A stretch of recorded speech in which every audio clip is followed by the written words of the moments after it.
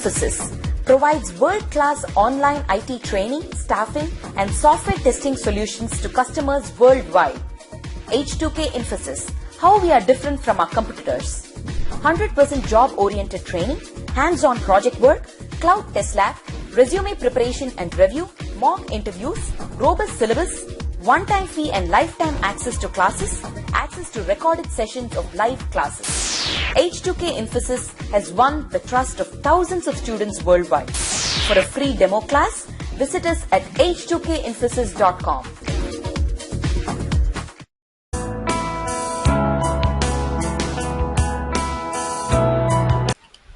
Okay, so day before yesterday, what are the things we have discussed is, let's have a recap on a very high level. What are the topics we have covered? Okay, so the first one is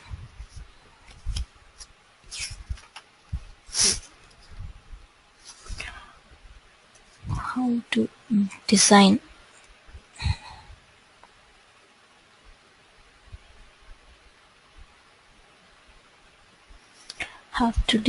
our cluster and how big it should be.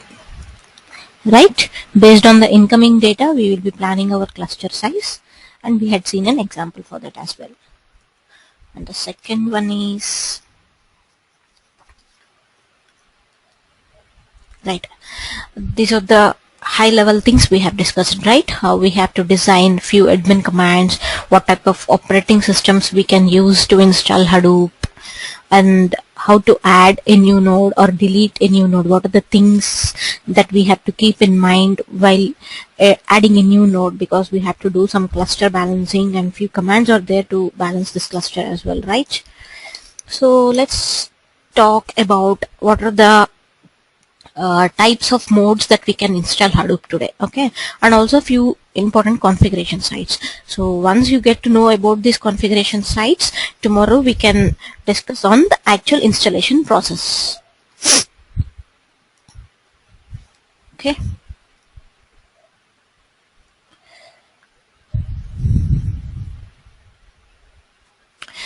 So this is the first one. Hadoop can be installed and run in 3 different ways. Okay, there are different ways to install Hadoop and use it, because it can be used for a single machine or number of machines as well, right? So we have different modes of installation to run it on different number of machines.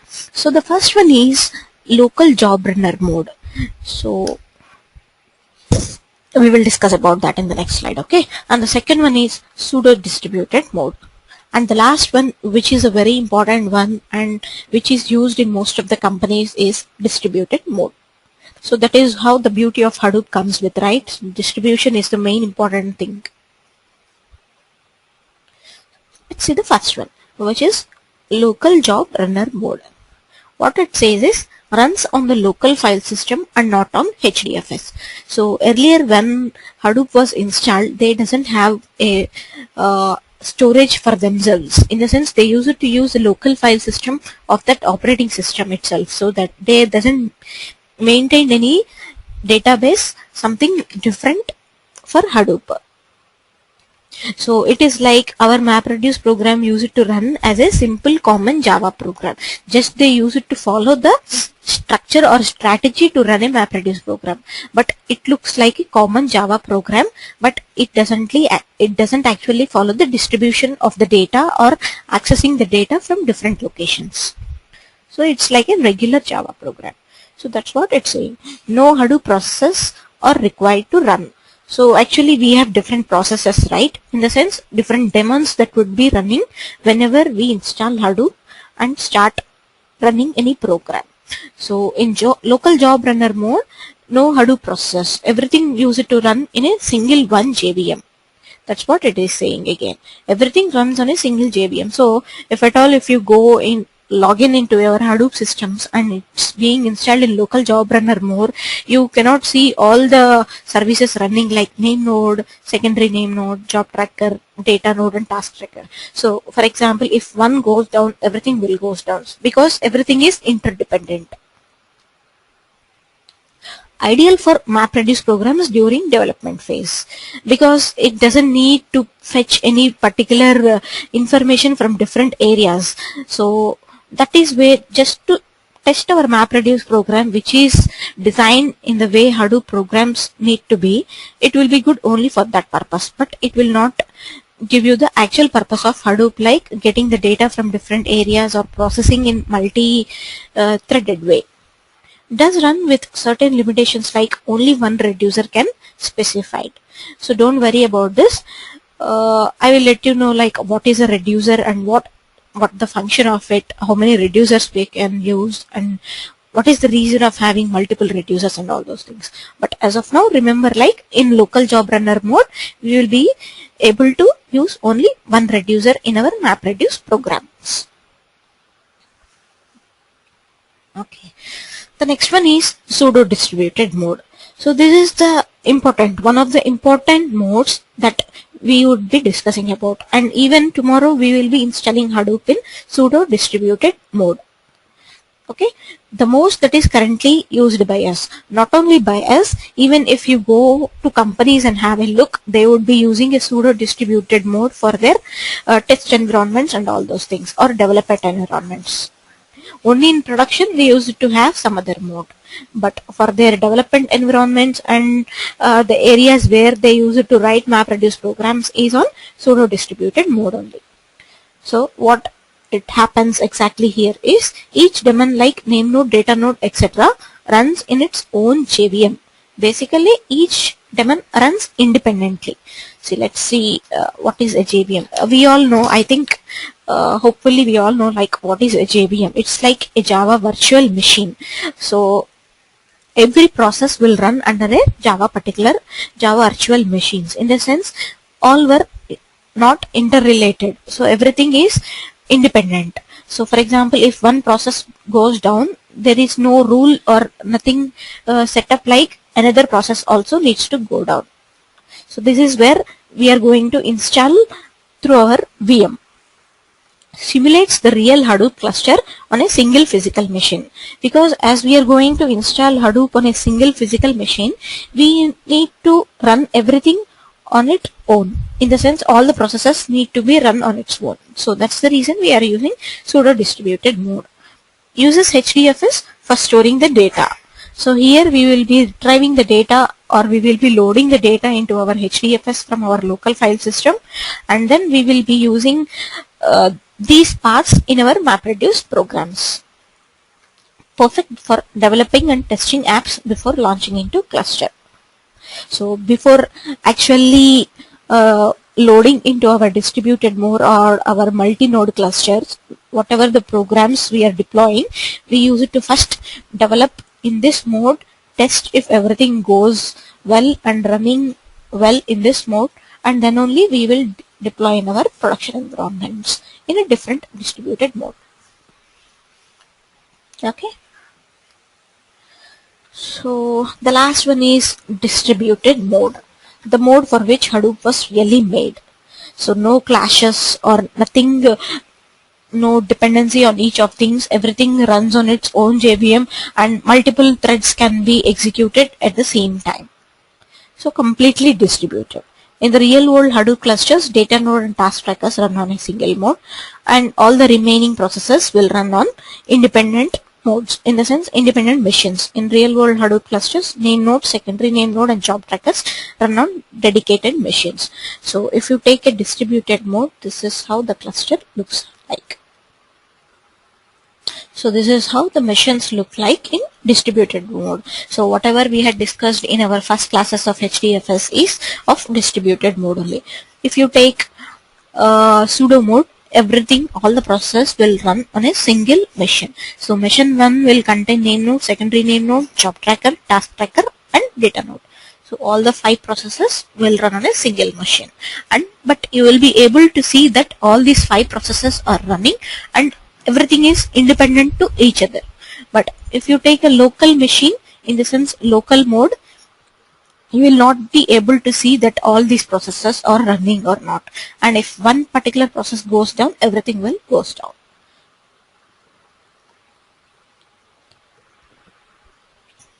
Okay. So let's come to few configuration sites. In a Hadoop cluster, complete Hadoop package is typically installed on each machine.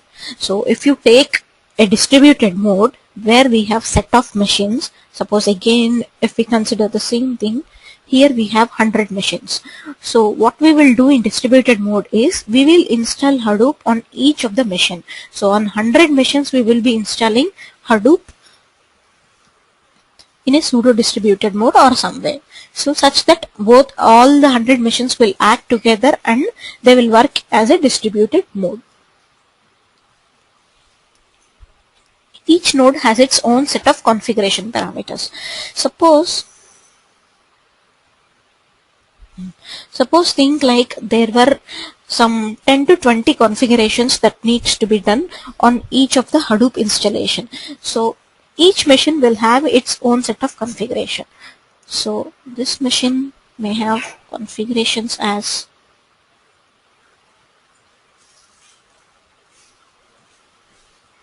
conf1. I'm just mentioning the name as conf1. There is nothing like conf1. I'm just trying to let you know like the configurations would be different.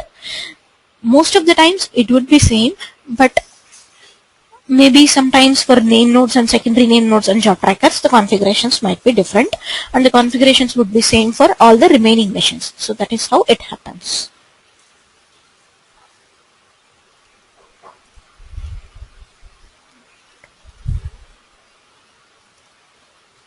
Etc. So it looks in this way. Most configurations are similar across the cluster. So all the data nodes will generally follow the same configuration. The name node might have a slight different configuration or an extra configuration that would be set it up for name node. All the important configuration files are present in Hadoop configuration directories. So there is a particular directory which will be created by default when we install Hadoop, and all the configurations will go and sit into that directory. Typically, configuration files are present in configuration directory. So the directory name would be conf. So once you install Hadoop, you can go and see into this directory like what are the different files that were available and what is the setting that we have. But it's not much important for a developer point of view, but if you are trying to become an admin or something, you can deep dive into these things as well. So most important configuration files or that you will ever play with or coresite.xml, that is the first configuration file, and the second one is hdfssite.xml, and the last one is mapredsite.xml. So all the configurations will generally be written in XML files only. So XML files means they will follow a particular format or they will follow a particular script. So we have to write all these configurations if at all in a tagline, if at all I want to include any new configurations, because by default you will have something, but if I want to give some new configuration, then I need to write it in XML format only. So let's see what it contains. The first one is coresite.xml. So as the name indicates, all the core configurations will be available in this particular XML. So for example, I want to give like I want to keep or change something related to my master node IP address. For example, there is a particular IP address that we are connecting for the master node. Now I want to change that IP address to some address which I want to connect. So the master node is common for everything, right? HDFS will talk with master nodes, MapReduce would have a communication with master nodes. So the master node is like a common thing for our Hadoop configuration itself. So that's the reason it's placed in coresite.xml. So again, if you take the HDFS site.xml, it is completely particular about HDFS configurations only. So whatever the configurations I want to give regarding HDFS, maybe the block size. As we all know, the default block size is 64 MB, right? Now I want to change that block size. So what is the site that I would be looking for is HDFS site.xml, because it is a site which will maintain all the configurations related to HDFS. Maybe the replication factor, or few other things where HDFS will be taking care of, right? So all those type of information we will be seeing in HDFS site.xml. The last one is mapred site.xml. So you should be answering it now, like what I will contain in my mapred site.xml. Just by looking the name, you can tell me.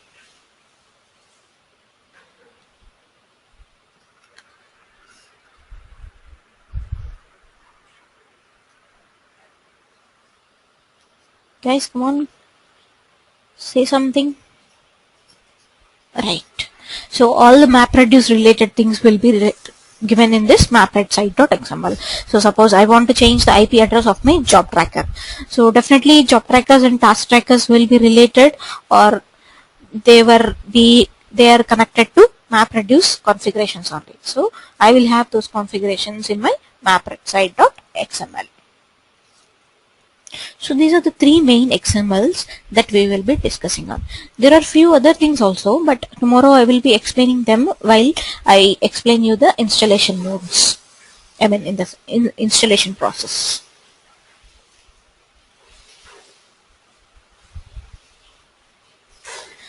So this is how you would see, like as I told you, everything will be in XML format, right? If you see or compare the core site.xml and HDFS site.xml, this is how it would look like. So the first one is the version number which you are using right now, and the next one is just the name of that particular site, and then every property will be included in two tags called as configuration and property. So whatever you want to declare, you have to declare inside a configuration tag, and then a property tag should be given. So if you see here, a sample HDFS site.xml is given where I am giving the replication factor. I am trying to declare my replication factors here.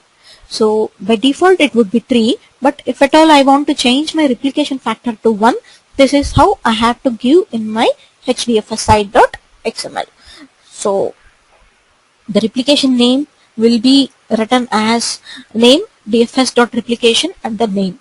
The value would be, now I am declaring as 1 because I am writing it in a, I'm going to install it in a pseudo distributed mode, right? So I don't need to maintain any replications, or I don't want it exactly how the typical distributed Hadoop cluster look like, right? So this is why I use it to follow the replication factor as 1 only. So if at all admin guy or any other guy, maybe from a developer point of view, there is something given or something declared by admin, I myself can go and change this HDFS site.xml, right? For example, if admin thinks like no one wants to have a permission on this particular site, on this particular property, he can give it as final. So under the configuration, property, name, value, I will give it as a final again. So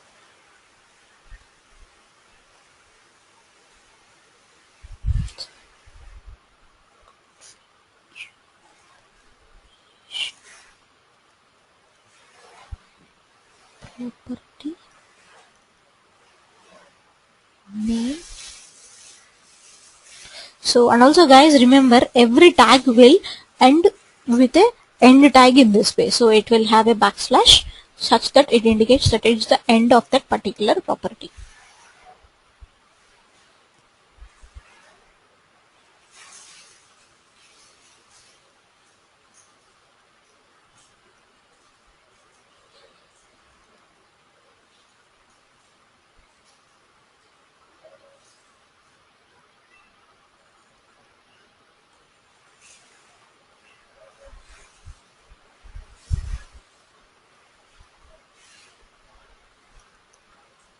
So this is how it looks like. For example, if the admin guy gives this replication factor in this way, then there is no way that the developer can change this particular setting. He has to follow the replication factor as 1 only. There is no other option to edit this file.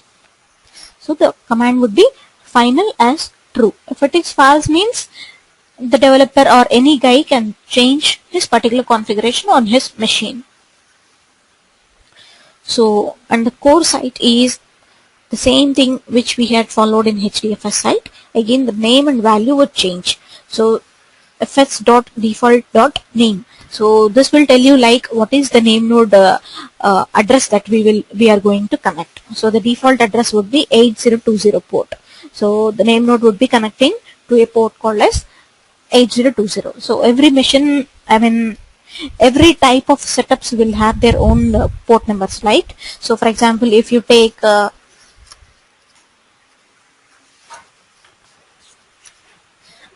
maybe Apache or something, it would connect to 80 port, or else if you take Tomcat, it will connect to 8080 ports. So those are default ports, and again it is configurable. We can give whatever the port we want, so such that this particular process will connect to that port.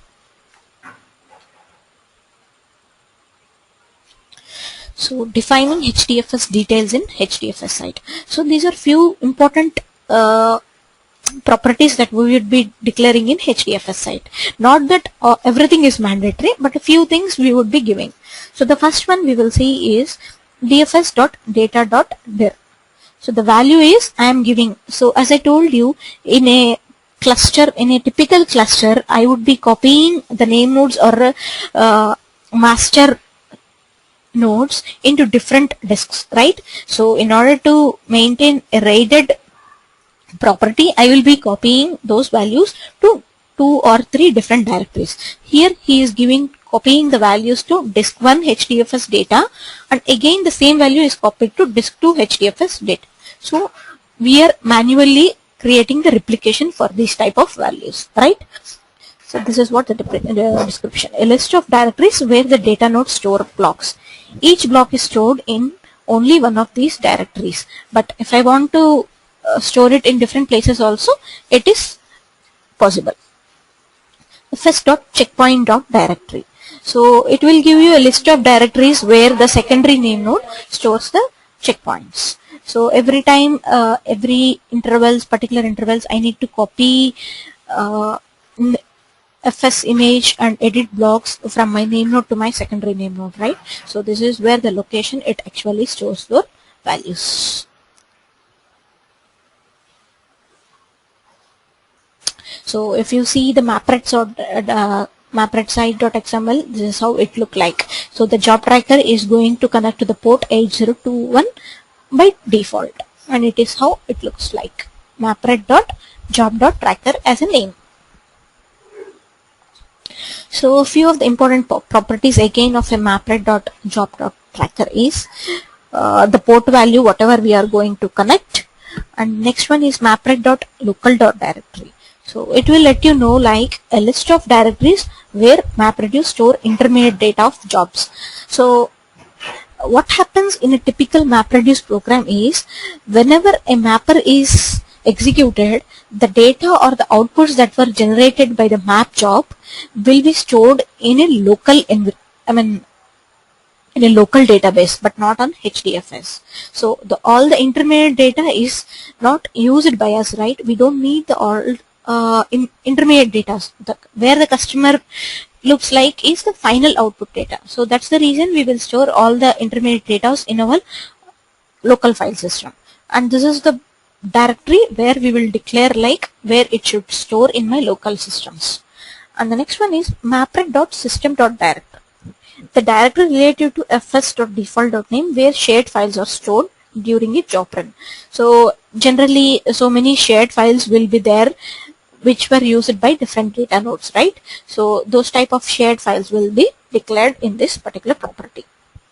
And the next one is maybe an important thing which we can talk about is mapred.tasktracker.maptasks.maximum. It will let you know like the number of map tasks that may be run on a task tracker at a single point of time. So for example, I'm running a MapReduce program. It can be running parallelly in different data nodes at the same time. So this property will let you know like how many map tasks are running on my task tracker at a single point of time. Maybe I'm in my data node, I'm running 4 to 5 tasks at a single point of time. So this will let you know like how many tasks I can run on my single data node machine. So the default value I had given is 2. In the sense two tasks can run simultaneously at a single point of time. In the sense, map tasks. Okay. The next one is reduce tasks. Again, the same thing. How many reduces that can run on my single machine? The default value is 2.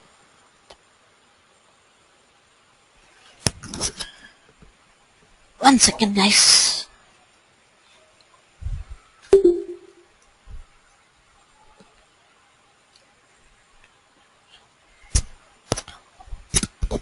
Are you able to hear me now? Okay, fine.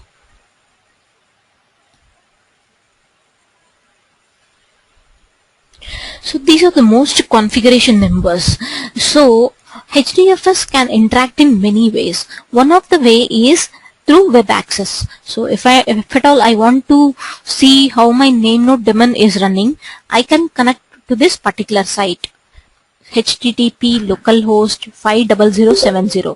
So this is the default port, and in whatever way I install my Hadoop, okay, fine. In whatever way I install Hadoop, I have to connect to this site only to see how my name node is running, or whether my name node is up or not also. So for job tracker it would be 50030, and for task tracker it would be 50060. I will connect and I will show you these things today, okay? So don't worry about this.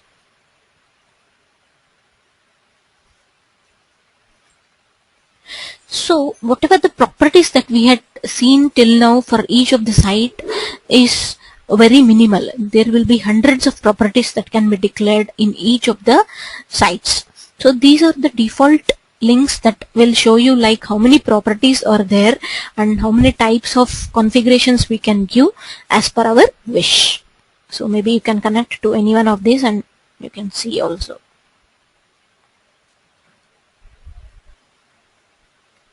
Let me show you one single thing.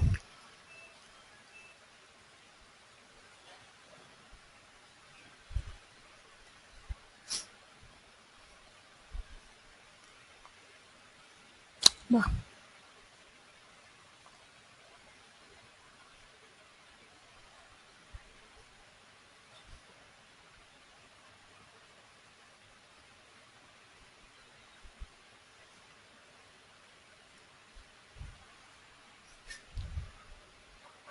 See, these are the number of properties I have only for my core site.xml.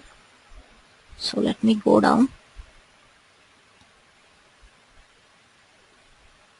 So whatever we had discussed is maybe FS checkpoint directory which we had discussed. What else we had seen?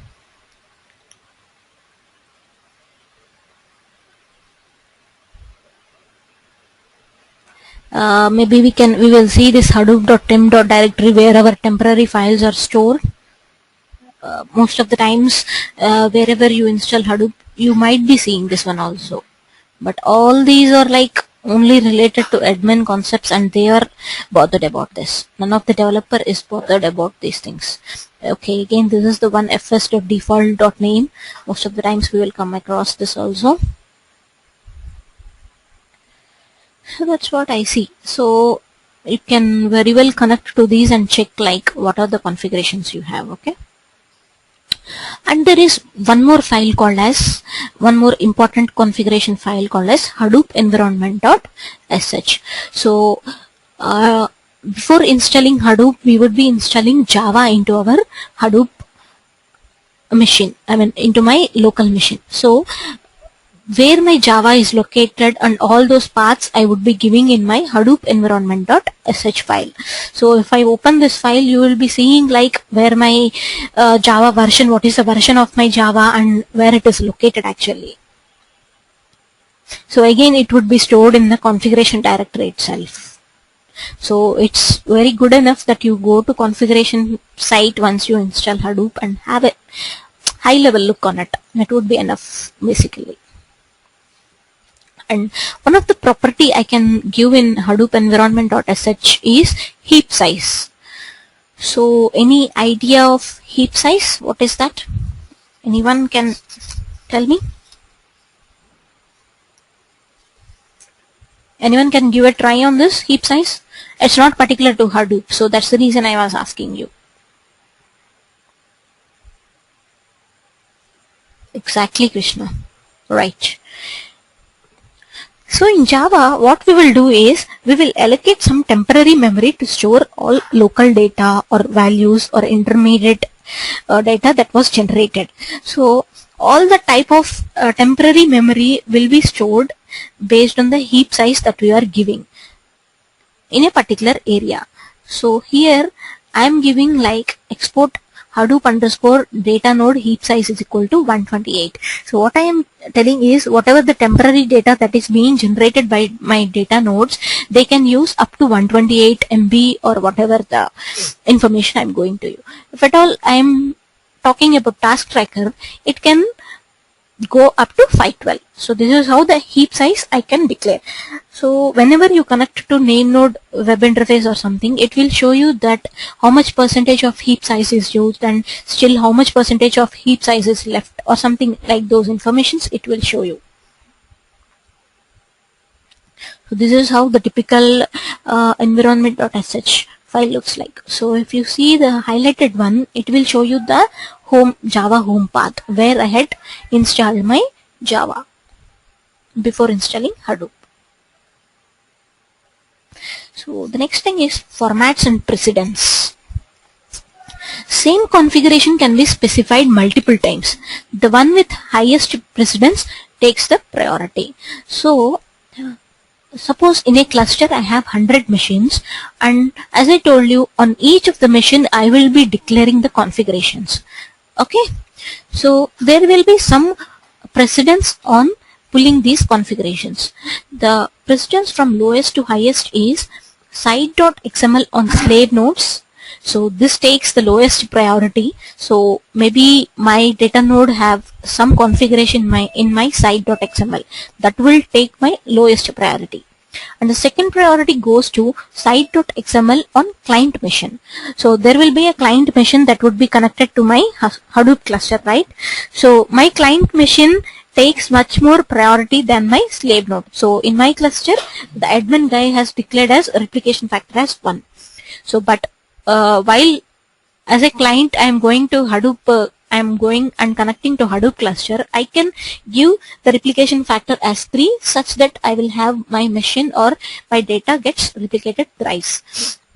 And the highest precedence will take through my MapReduce jobs. So whatever I declare in my MapReduce program, that will take my highest priority. So suppose in my MapReduce program I will go and declare as number of reducers should be 3. So even though whatever the value I have in my MapReduce site.xml, this value will get overridden in my MapReduce site.xml for that particular program. So this is how the precedence goes. It's okay. The remaining things we can discuss tomorrow, but for today I will just show you like the web interfaces and all those things.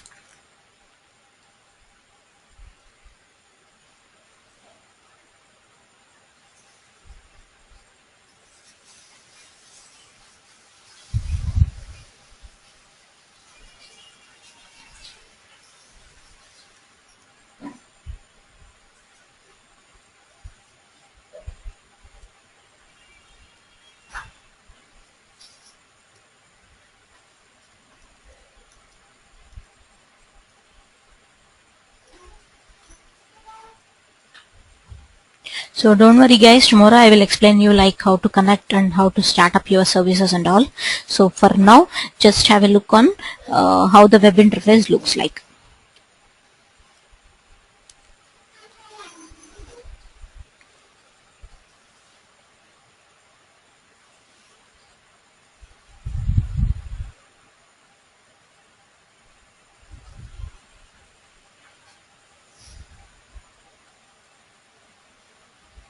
So just let me explain you this particular concept. So JPS is a command which will show you how many processes were running in my Hadoop environment. So if you see here, there are 5 daemons that were running, or 5 processes that were running at the backend, right? So the first one is the data node, second is the name node, and JPS is just a service. It's showing like JPS, through JPS command you are able to see all those things, so you don't need to worry about that JPS. And the third one is job tracker, fourth one is secondary name node, and the fifth one is task tracker. So after tomorrow, when you are trying to install Hadoop on your system, you should be able to see that all these 5 processes are up and running. Then only you can say that your Hadoop installation is perfect and it is up to go further. Okay, so I will show you how the web interface looks like.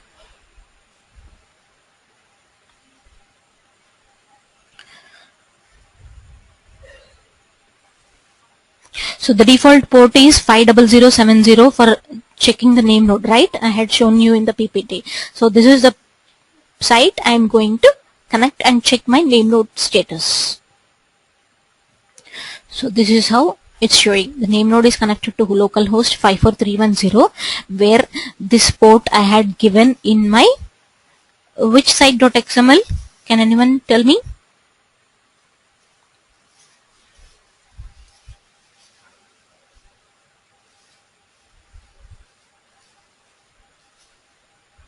Can anyone give a try on this? Right, Krishna. Right. You will be declaring this in your core site.xml. So if you see the cluster summary here, it is telling you like these number of files are there and this number of blocks were there in total, and this is the heap size. I told you like how much percentage of heap size is used, how much is remaining, and all those things. So this is what it is showing, how much DFS percentage is used, what is the still remaining percentage, and live nodes. So as I am installing Hadoop in my pseudo distributed mode, I have only one node, right, where all the processes were running only on single node. In the sense, the name node is running on the same node and the data node is also running on the same node. So that's the reason I am seeing lying nodes as one. For example, if I go for a distributed environment and see, I would see like number of nodes as 5 to 6 machines. For example, if my cluster is 100 size, I would see like live nodes as 100. And if at all, if any node is not working or something, it will show you in dead nodes. You can, once you click this dead node, it will show you the IP address of that particular machine, so that it will show you like which particular machine has went down. Okay, and also the name node storage. So the image edits and all those things were stored in this particular area. So, and it is active in the sense for every particular interval that was given in default, it is storing that also. So let me show you other things also. This is how my job tracker looks like. So my job tracker is connecting to the port 50030, right? So it is again showing the cluster summary. So the number of nodes is 1.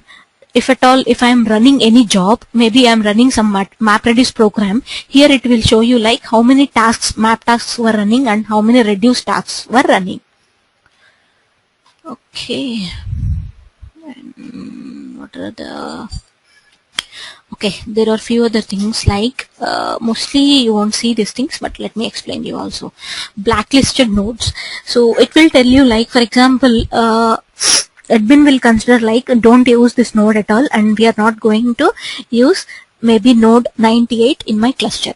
So it will be mentioned in my blacklisted nodes. For if it says like 2 or number 2 or something, it will show you like 2 machine IP addresses that were not being used in my cluster. You are not able to see all these things because you are running in a pseudo distributed mode. We have only one single machine and one single IP address, and definitely that should work, right? So anytime it will have a value of 0 only.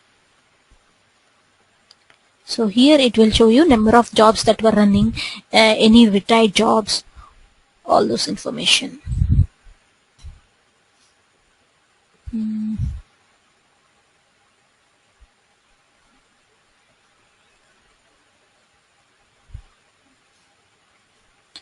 So this is how the active task trackers.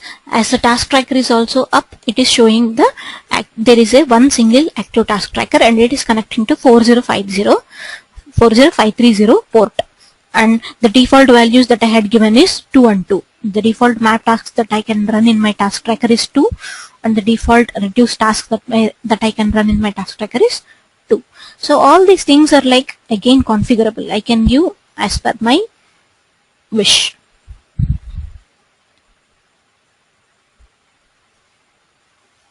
So this is how my task tracker. So task tracker is connecting to 50060 port, right?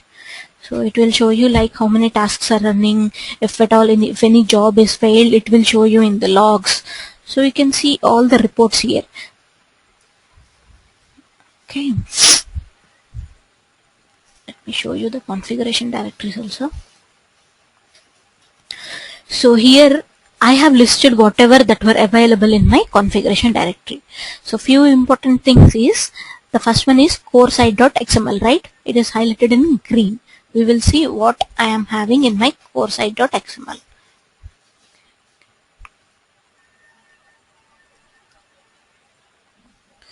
See, I am just printing the value what I am having in my core site.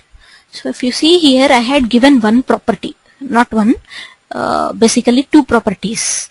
So all the two properties were given under a single configuration sites. Okay, even though I have 10 properties, I will include all these properties into a single one configuration tag only. So the first property I had given is hadoop.temp.directory, and the value I had given is all the whatever the values that were temporary values that were generated, I will store into this directory. And the next one is fs.default.name. So this is how the name node I will connect, right? So when we had seen the local web interface, you will see, you are seeing this one only, right?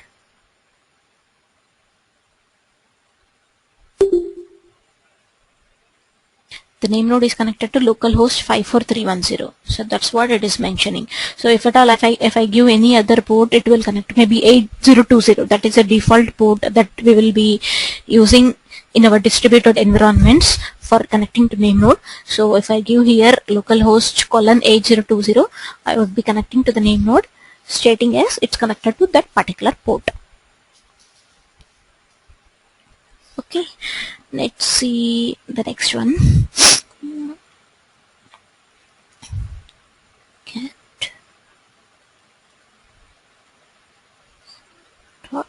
.xml. So here I am having only one single property, that is the replication factor. I had declared the replication factor as 1. So that is the reason there is no much more replication in my pseudo distributed mode. If at all I go for a original distributed mode, I would give a replication factor as 3. And if I feel like my cluster is very big and definitely it's a very busy cluster, I may go for a replication factor of 5 also. So it's all my wish how I need to give it. And the next one is site.xml. So in my MapReduce site.xml, I had given one configuration where my MapReduce jobs should connect to. So if at all I have to see my MapReduce.job.tracker in my web interface, it will be connected to localhost.54311 to run any of the map jobs or reduce jobs. So, and the last one is get environment.sh. So this is an environment file, right? So okay, here see I had given my Java path as export Java home. This is where actually I had installed my Java, user lib jvm java 6 Oracle. So once I install Java, I have to note it here like this is where my Java location is. And also I had declared my heap size as 2000. So this is what the default value I had given here. If I don't declare anything, it will go for some other value, which is a default value that would be coming with Hadoop installations only.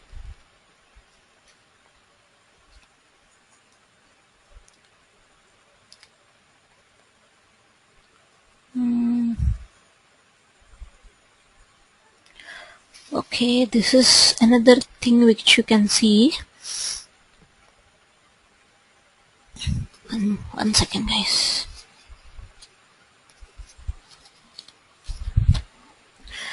Okay, if at all I give some path to my masters and slaves also, I can give it here. Maybe let me show you one thing here. So here, as I am having everything on a single node, it is just showing as local host only. So because there is only one master and the machine itself is this machine only, so it's just showing you as local host. But if you go to distributed mode, it will show you the IP address of my master machine. And the similar way for slaves as well. My single machine is a master as well as a slave. So that's the reason it's showing you as a local host only. But if it goes to distributed mode, I will see all the 97 machines if my cluster size is 100.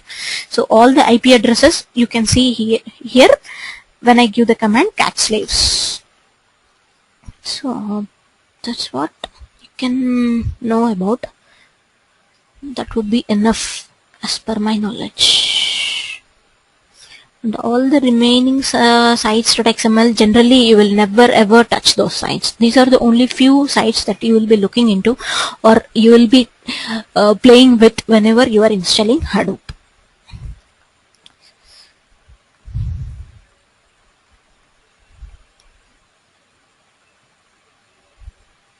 That's what pretty much, guys, today. So tomorrow I will let you know like what are the different ways to interact with HDFS. Today I had shown you one web interface, right? There are few other ways also that I can interact with HDFS. So first of all, tomorrow I will finish the installation process. I will explain you, and I will also share the document so that you can follow the document. But be careful before going or before having any of the step in the document, because if anything goes down, even I'm not an admin guy and most of the times you have to browse your internets to set it again. Okay, so that's the reason I am giving you a note before itself. So just follow the instructions carefully so that you can have it installed nicely. And I'm telling you guys in front that installation of Hadoop is not a easy task. Definitely it will take a lot of time, but there is no other go. So that's what pretty much I have for today, guys. Any questions?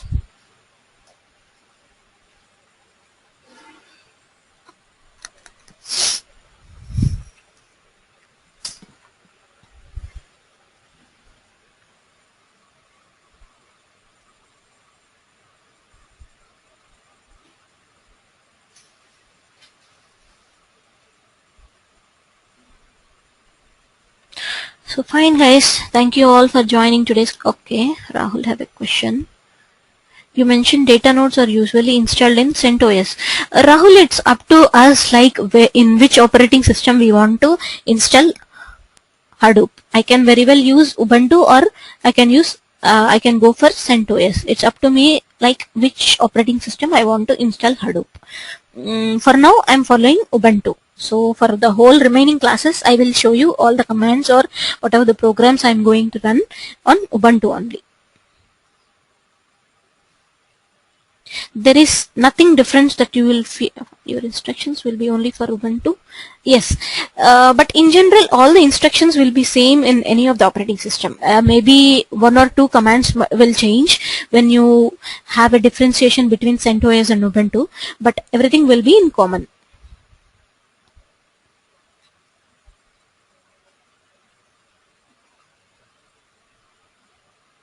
Right, Krishna. So once the installation is finished, you recommend VM or on actual Linux?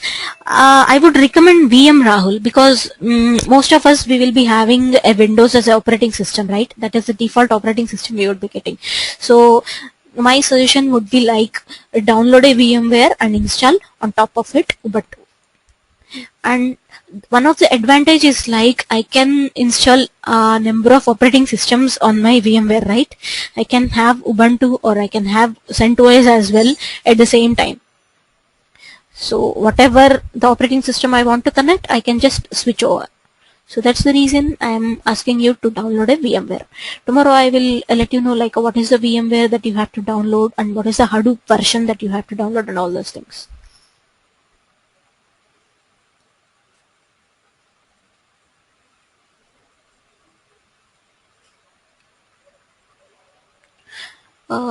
Yes, Arjun, for yesterday's and today's class, I mean, it's all under a single PPT. So that's the reason I haven't shared the yesterday's PPT. So once this finished, I will share you that one as well. And all the remainings, I think hopefully you should have got it by now.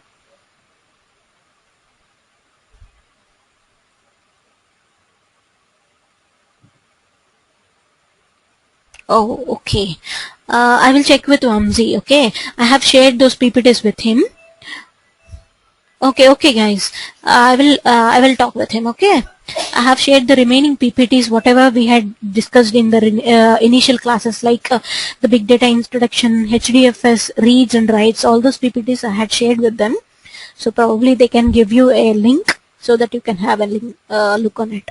But the cluster settings and all those things, I have everything on a single PPT. So probably by tomorrow I will share it. Okay.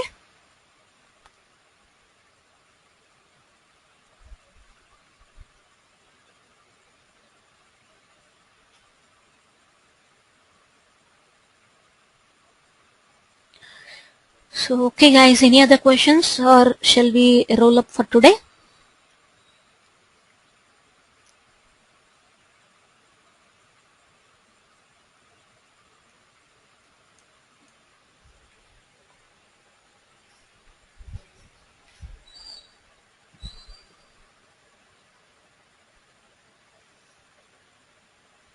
Fine guys, thank you all for joining. Let's meet tomorrow.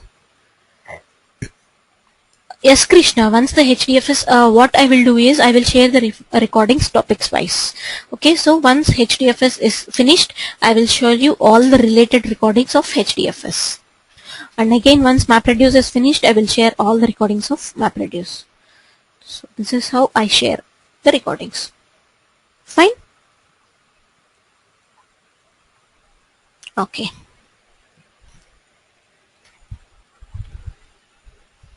Thank you, Krishna.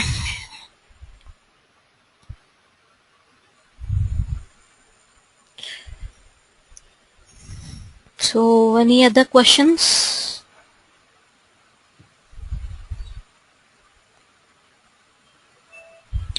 Okay, guys. Thank you for joining. Let's meet tomorrow at the same time, okay? Have a good night.